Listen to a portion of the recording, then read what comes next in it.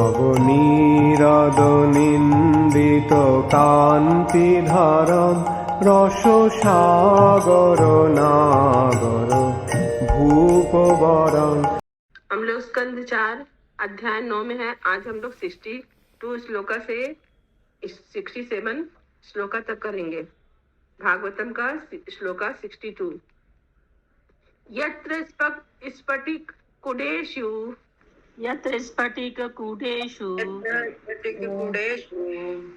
महामारकतेषु च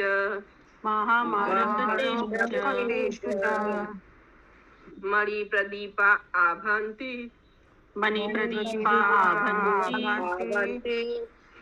ललनारत्न संयुता। सुषमा साह माता जी पढ़िए। हरे कृष्ण माता जी। अनुवाद। राजा का महल संगमरमर की दीवारों से घिरा था, जिन पर बहुमूल्य मरकत मणियों से पच्चीकारी की गई थी और जिन पर हाथ में प्रदीप्त मणि दीपक लिए सुंदर स्त्रियां जैसी मूर्तियां लगी थी।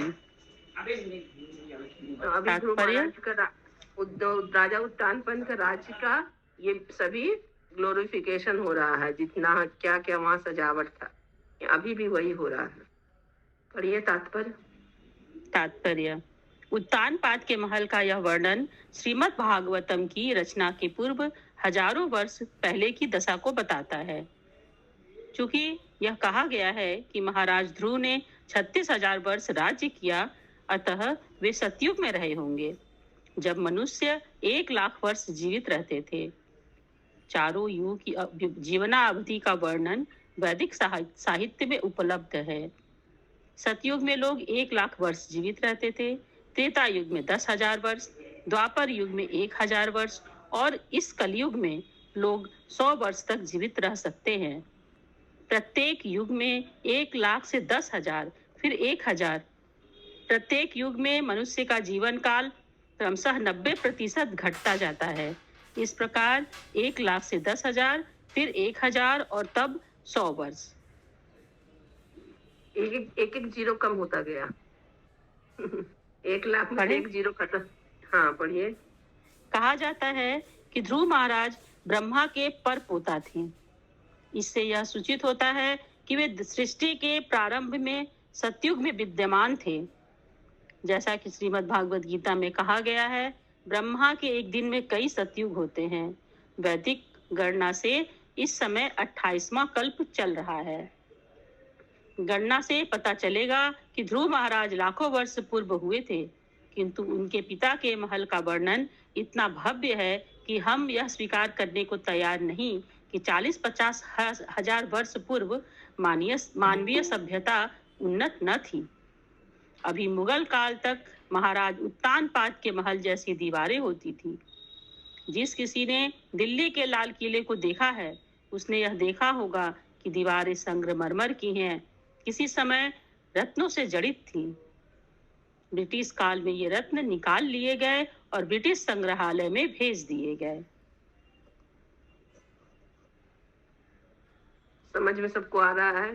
लाल किला में रत्न लगा था और अंग्रेज लोग आके उसको निकाल ले गए, अपने लाइब्रेरी में उसको रख लिए। आगे पढ़िए। प्राचीन काल में सांसारिक वैभव मणियों, संगमरमर, रेशम, हाथी दांत, सोना तथा चांदी जैसे प्राकृतिक साधनों पर निर्भर था। उस काल का आर्थिक विकास बड़ी बड़ी मोटर कारों पर आश्रित नहीं था। मानवीय सभ्यता की प्रगति औद्योगिक संस्थानों पर नहीं, वरन प्राकृतिक संपदा और प्राकृतिक भोजन के स्वामित्व पर निर्भर करती है, और वे सब श्री भगवान द्वारा प्रदत्त हैं। अतः हम अपना समय आत्म साक्षात्कार तथा मानव शरीर की सार्थकता में लगा सकते हैं। आजकल जिसके पास कार रहता तो वही सबसे बड़ा आदमी होता है, इसलिए। लेकिन पहले ऐसा नहीं था। पहले तो ये चांदी, सोना, संगमरमर, रेशम, हाथी दांत, ये सब था सांसारिक वैभव, मणि। लेकिन आजकल यही सब स्कूटर, बाइक, कार जिसके पास रहेगा, घर, वही सब बड़े आदमी है। आगे पढ़िए। इस श्लोक का दूसरा पक्ष यह है कि शीघ्र ही ध्रुव महाराज के पिता उत्तानपाद महल की अपनी आसक्ति त्याग कर आत्म साक्षात्कार के लिए जंगल के लिए प्रस्थान करेंगे। श्रीमद् भागवतम के इस वर्णन से हम आधुनिक सभ्यता तथा अन्य युगों, सतयुग, त्रेता युग तथा द्वापर युग की मानवीय सभ्यता का संपूर्ण तुलनात्मक अध्ययन कर सकते हैं। हरे कृष्ण। हरे कृष्ण। किसी का कोई क्वेश्चन है इस तात्पर्य से? हरे कृष्ण माताजी। बोलिए মা। আগের স্ট্যান্ডারে লাস্ট লাইনটা আছে, যাতে আমরা আত্মতত্ত্বজ্ঞান লাভের জন্য আমাদের সময়ের সদ্ব্যবহার করে মানব জন্ম সার্থক করতে পারি। কি বলেছে? तो हम लोग की मानव शरीर की सार्थकता क्या है कि हम लोग आत्म साक्षात्कार करें। तो यही अच्छा। लिखा हुआ है कि हम लोग अच्छा। पहले के जमाने में प्राकृतिक संबंधता और भोजन पर निर्भर करती थी। जब अच्छा। ये सब भगवान द्वारा मिला हुआ है, तब हम लोग को क्या चाहिए करना चाहिए? अपना समय आत्म साक्षात्कार, मतलब आत्म साक्षात्कार और ये मानव शरीर का जिसमें हम लाभ हो वही करना चाहिए। लगा सकते हैं ठीक हम है। लोग अपने को। ঠিক আছে মাতাজি। ঠিক, হ্যাঁ ঠিক है। श्लोक 63। उद्यानानि च रम्यानि उद्यानानि च रम्यानि विचित्र अमर द्रुमय विचित्र अमरद्रुमय कूजत विहंग मिथुनय कूजत विहंग मिथुने गायन मत्त मधुव्रतै गायत्मन्त मधुवृतैः। अनुवाद।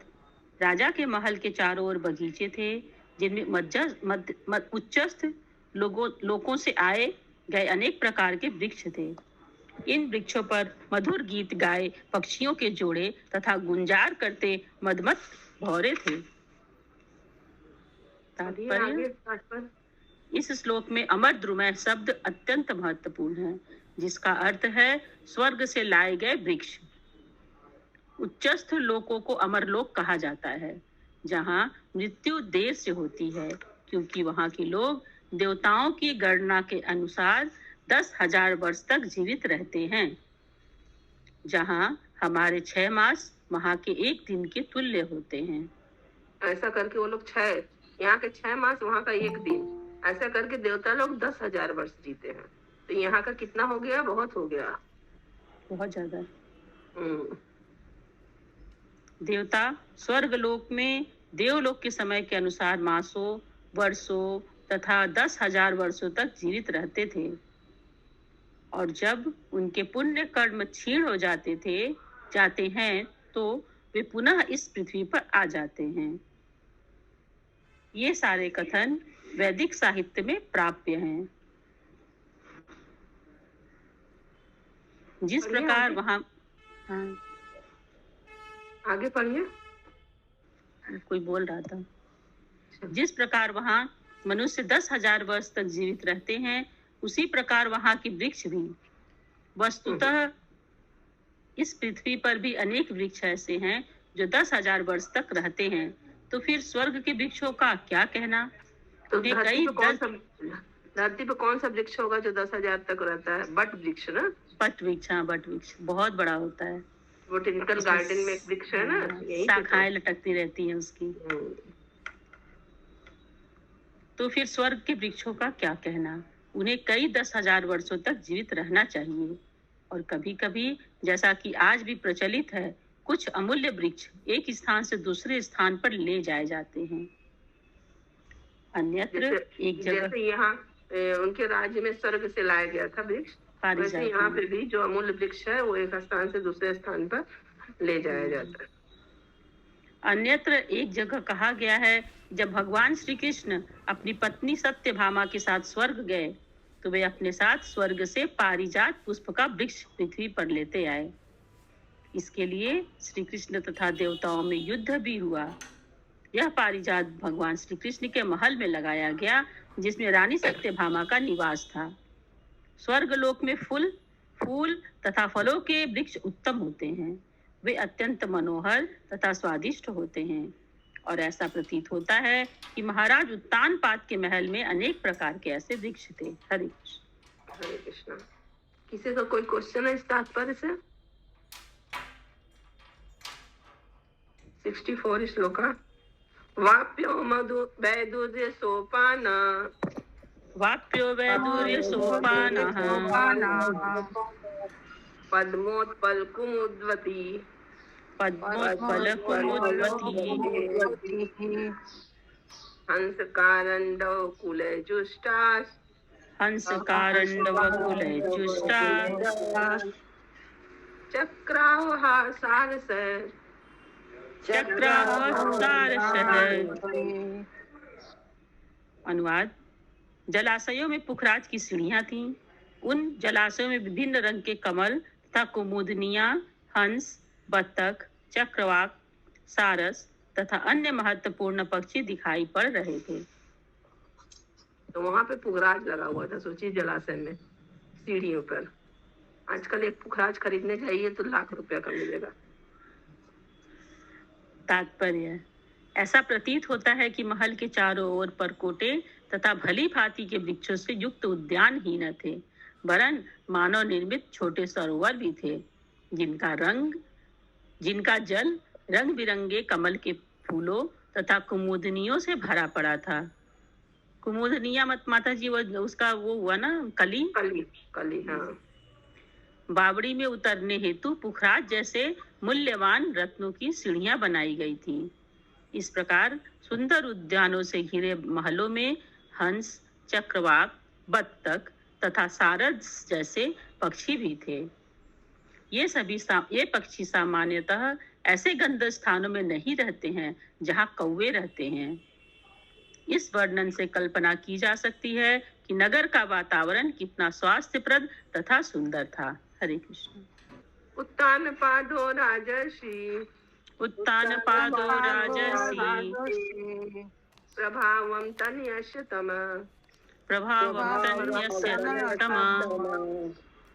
श्रुत्वा दृष्ट्वा अद्भुतमं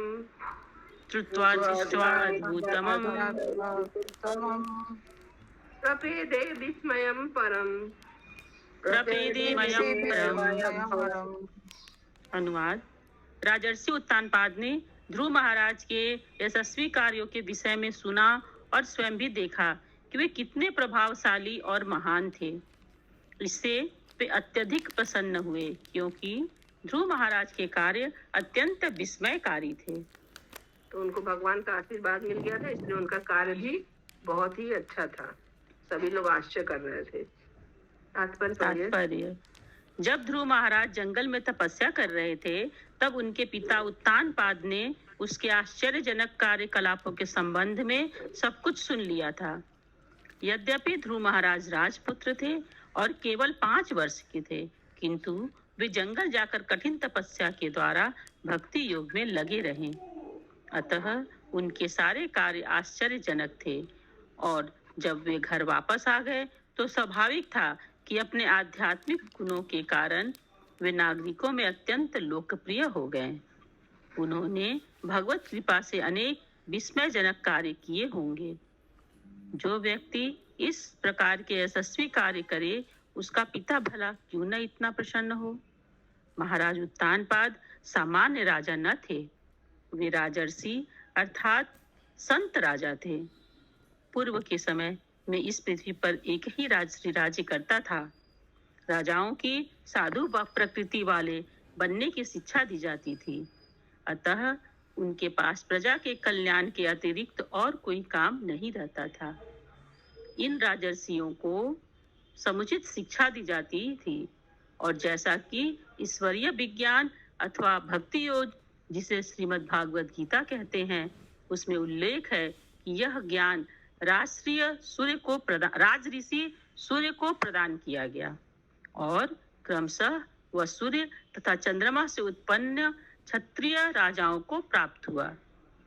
यदि राज्य का प्रधान साधु प्रकृति का होता है, तो प्रजा भी वैसी ही होती है, और प्रजा अत्यंत प्रसन्न रहती है, क्योंकि उसकी भौतिक तथा आध्यात्मिक आवश्यकताओं तथा आकांक्षाओं की पूर्ति होती रहती है।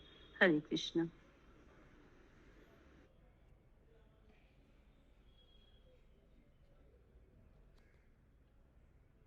माता जी, यहाँ पे भागवत गीता का कौन सा श्लोक आएगा? विवस्मान वाला जो था, यम विवस्वते ज्ञानम, क्या था ना नाम। लेकिन यहाँ पे कह रहा है कि यह ज्ञान राजश्री सूर्य को प्रदान किया गया था। हाँ तो वही तो पहले सूर्य को ही दिए थे।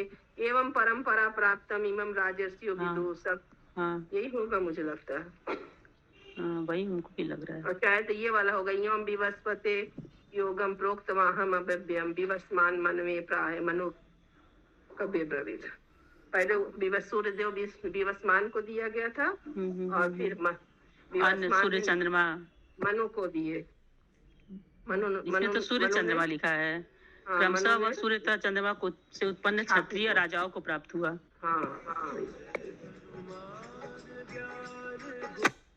हाँ माता जी, श्लोका पढ़िए। श्लोका 66। यहाँ पे राजर्षि जो लिखा हुआ था, राजर्षि मतलब कि राजा रहते हुए भी जो संत की तरह रहते थे, साधु प्रकृति की तरह रहते थे, इसलिए उनको राजर्षि बोला जाता था। विक्षोड वयसम तम, विक्षयोड वयसम तम, प्रकीर्तिनाम च सम्मतम, प्रकृतिनाम च सम्मतम, अनुरक्त प्रजम राजा, अनुरक्त प्रजम राजा, ध्रुवम चक्रे भुवपतिम, ध्रुवम चक्रे भुवपतिम। अनुवाद। तत्पश्चात जब राजा उत्तानपाद ने विचार करके देखा कि ध्रुव महाराज राज्य का भार संभालने हेतु समुचित प्रौढ़ वयस्क हो चुके हैं और उनके मंत्री भी सहमत हैं तथा प्रजा को भी वे प्रिय हैं, तो उन्होंने ध्रुव को इस ग्रह के सम्राट के रूप में सिंहासन पर बिठा दिया।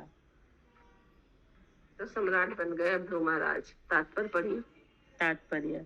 यद्यपि यह भ्रांत धारणा है कि प्राचीन काल की सरकार निरंकुश होती थी, किंतु इस वर्णन से पता चलता है कि राजा उत्तानपाद न केवल राजर्षि थे, वरन अपने पुत्र को सिंहासन पर बिठाने के पूर्व उन्होंने अपने सारे मंत्रियों से मंत्रणा कर ली थी, प्रजा के भी मत पर विचार किया था और स्वयं भी ध्रुव के चरित्र को परखा था। तभी राजा ने विश्व के कार्यकलापों की बागडोर संभालने हेतु उन्हें सिंहासन पर बिठाया था। जब ध्रुव महाराज जैसा वैष्णव राजा सारे विश्व की सत्ता का अध्यक्ष हो, तो विश्व कितना सुखी होगा, इसकी न तो कल्पना की जा सकती है, न वर्णन किया जा सकता है। यहाँ तक कि आज भी यदि सब लोग कृष्ण भक्त हो लें, तो आज की प्रजातांत्रिक सरकार स्वर्ग साम्राज्य जैसी हो जाए। यदि सभी लोग कृष्ण भक्त बन जाएं, तो वे ध्रुव महाराज जैसे भक्त को ही अपना मत देंगे। यदि प्रमुख कार्यकारी का पद ऐसे वैष्णव को मिल जाए, तो आसुरी सरकार की सारी समस्याएं हल हो जाएं। आधुनिक युग की युवा पीढ़ी विश्व के विभिन्न भागों में सरकार का तख्ता पलटने में उत्साहपूर्वक प्रयत्नशील है, किंतु जब तक लोग ध्रुव महाराज के समान कृष्ण भक्त नहीं हो जाते, तब तक सरकार में कोई विशेष परिवर्तन नहीं हो सकता, क्योंकि जो लोग छल बल से राजनैतिक पद प्राप्त करने हेतु प्रयत्नशील होते हैं, वे जनता के कल्याण के संबंध में नहीं सोच सकते। वे तो अपनी प्रतिष्ठा, पद और आर्थिक लाभ बनाए रखने में ही व्यस्त रहते हैं। जनता के कल्याण के बारे में सोचने हेतु समय ही नहीं मिल पाता। हरे कृष्ण। आजकल का नेता लोग जैसे कर रहे हैं, वैसे यहाँ पे शील प्रभुपाद जी ने तभी लिख दिया था। तभी भी वैसे ही नेता रहे होंगे कि वो लोग सिर्फ अपना ही कल्याण के बारे में सोचते हैं, जनता के बारे में सोचने का उन लोग के पास टाइम ही नहीं रहता, अपना प्रतिष्ठा और आर्थिक लाभ के लिए ही रहते हैं। श्लोका 67। किसी का कोई क्वेश्चन है तात्पर्य से? आज का अंतिम श्लोक 67। आत्मानं च प्रवशा समा, आत्मानं च प्रवशा समा, कल्ये विशाम्पति, कल्ये विशाम्पति, वनं विरक्त प्रतिष्ठत, वनं विरक्त प्रतिष्ठत, विमिशन आत्मनो गतिम, विमिशन आत्मनो गतिम, अनुवाद। अपनी वृद्धावस्था और आत्म कल्याण पर विचार करके राजा उत्तानपाद ने अपने आप को सांसारिक कार्यों से विरक्त कर दिया और जंगल में चले गए। तात्पर्य, यही राजर्षि का लक्षण है। राजा उत्तानपाद अत्यंत ऐश्वर्यशाली थे और विश्व के सम्राट थे, अतः उनकी ये आसक्तियां महान थीं। आधुनिक राजनीतिज्ञ राजा उत्तानपाद जैसे राजाओं के सदृश महान नहीं होते, क्योंकि उन्हें कुछ काल के लिए राजकीय अधिकार मिलते हैं। अतः वे इतने आसक्त हो जाते हैं कि उस पद से वे तब तक नहीं हटते जब तक क्रूर काल उन्हें उठा न ले या कोई विरोधी पक्ष वाला मार न दे। यह हमारा अनुभव है कि भारत में राजनीतिज्ञ अपनी मृत्यु तक पद त्याग नहीं करते, किंतु प्राचीन काल में ऐसी प्रथा न थी, जैसा कि उत्तानपाद के आचरण से स्पष्ट है। अपने सुयोग्य पुत्र को सिंहासन पर बैठाने के तुरंत बाद वे घर तथा अपना महल त्याग कर चले गए। ऐसे सैकड़ों उदाहरण भरे पड़े हैं जिनमें प्रौढ़ अवस्था प्राप्त होने पर राजा अपने सिंहासन त्याग कर जंगल में तपस्या करने चले गए। मानव जीवन का मुख्य उद्देश्य तपस्या करना है। जिस प्रकार ध्रुव महाराज ने अपने बालपन में तपस्या की, उसी प्रकार उनके पिता उत्तानपाद ने भी बुढ़ापे में जंगल में जाकर तप किया। किंतु आजकल यह संभव नहीं कि लोग अपना घर त्याग कर जंगल जाकर तपस्या करें।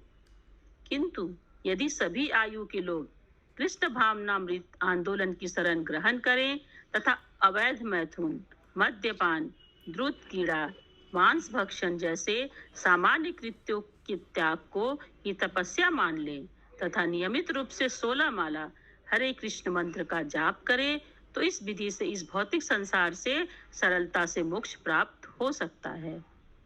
इस प्रकार श्रीमद् भागवतम के 4th स्कंद के अंतर्गत ध्रुव महाराज का घर लौटना नामक 9वें अध्याय के भक्ति वेदांत तात्पर्य पूर्ण हुए। हरे कृष्ण। हरे कृष्ण। श्रीमद् ग्रंथ भागवतम की जय। जय जय।